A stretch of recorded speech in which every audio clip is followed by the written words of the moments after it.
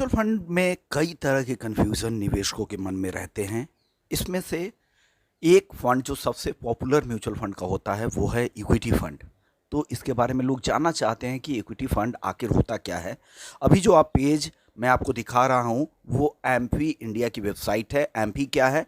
तो association of mutual fund of India, यानी mutual fund के जो संगठन है वही एम्फी इंडिया है। यानी ये एक ऑथेंटिक वेबसाइट है जहां पर आप सब कुछ म्यूचुअल फंड के बारे में जान सकते हैं। तो आज मैं इक्विटी फंड को आसान भाषा में आपको समझाने वाला हूं कि इक्विटी फंड होता क्या है। इक्विटी फंड को आप ऐसे समझे कि जिस म्यूचुअल फंड का कम से कम 65% निवेश शेयर्स में हो, वही इक्विटी म्यूचुअल फंड स्कीम्स के अंदर में आते हैं। यानी जो फंड मैनेजर होंगे, अगर वो इक्विटी फंड के तौर पर उसे अगर लीड करना चाहते हैं तो उनको कम से कम 65% शेयरों में पैसा उनको लगाना पड़ेगा। इक्विटी फंड में दो तरह के फंड होते हैं। एक एक्टिवली मैनेज्ड होता है एक्टिव फंड, और दूसरा पैसिव फंड होता है। एक्टिव फंड हुआ कि वो अपने हिसाब से जो फंड मैनेजर की जो कौशल है, उनके जो नॉलेज है, नॉलेज बेस के आधार पर जो वो निवेश करते हैं आपके पैसों का, वो एक्टिवली मैनेज करते हैं, तो वो एक्टिव फंड है। और जो इंडेक्स फंड और जो ईटीएफ होते हैं, इंडेक्स फंड में क्या होता है, मान लीजिए अगर निफ्टी 50 है तो जो अगर कोई म्यूचुअल फंड अगर इंडेक्स फंड्स हैं तो वो पैसिव फंड हो गया। वो पूरी तरह से निफ्टी 50 जैसे ऑपरेट होता है। तो निफ्टी 50 की जो 50 कंपनियां हैं वहीं पे उस फंड का पैसा लगाया जाता है। उसी तरह से एक्सचेंज ट्रेडेड फंड है, वो भी जो एक्सचेंज ट्रेड फंड के में ईटीएफ जो होती हैं उनका पैसा वैसे ही लगता है। इंडेक्स के तौर पर ईटीएफ में पैसे लगाए जाते हैं। तो ये ध्यान रखिएगा, ये पैसिव फंड है।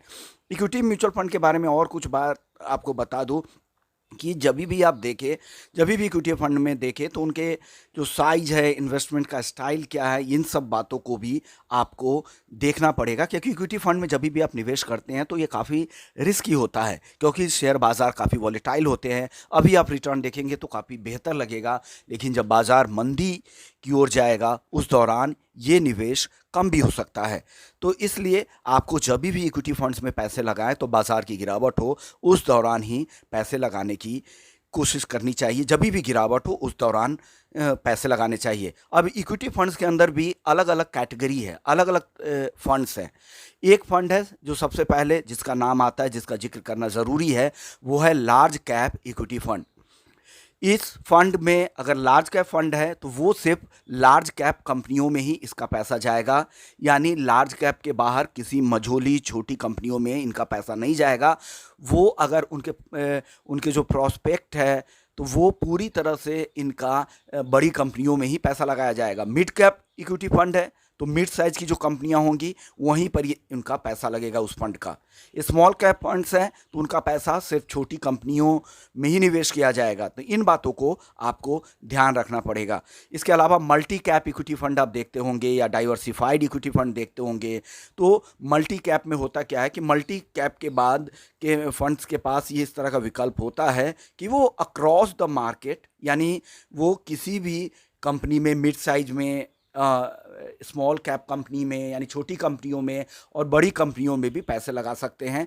तो ये इक्विटी फंड की कैटेगरी है जिस पर आपको ध्यान रखना पड़ेगा। इसके बाद इक्विटी फंड की एक और कैटेगरी आती है, वो है थीमैटिक इक्विटी फंड। थीमैटिक यानी किसी सेक्टर बेस्ड कंपनियों में पैसा लगाना। मान लीजिए आईटी कंपनियां, पिछले कुछ समय से आईटी कंपनियां खूब चल रही थी, हालांकि अब नतीजों के बाद इस पर दबाव है, तो वे ऐसा चूज करते हैं। अगर सेक्टर बेस्ड लगाते हैं, आपके पास अनुभव नहीं है, तो ऐसे थीमैटिक कंपनियों से बचना चाहिए, क्योंकि ये रिस्की होता है, ये साइक्लिकल होता है।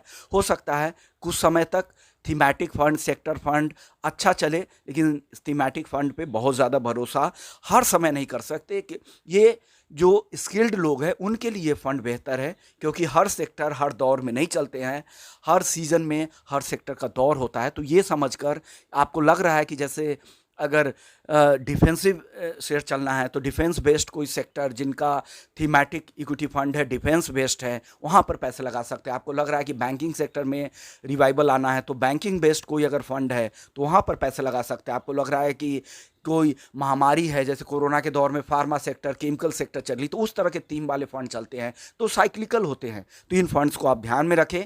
कभी भी इक्विटी फंड में अगर आप पैसे लगा रहे हैं तो आपको ध्यान रखें कि आप कौन सा चुनना है। जब भी आप मिड कैप और स्मॉल कैप फंड चुनते हैं तो बहुत ही लंबी अवधि का नजरिया रखें, कम से कम 5 साल का।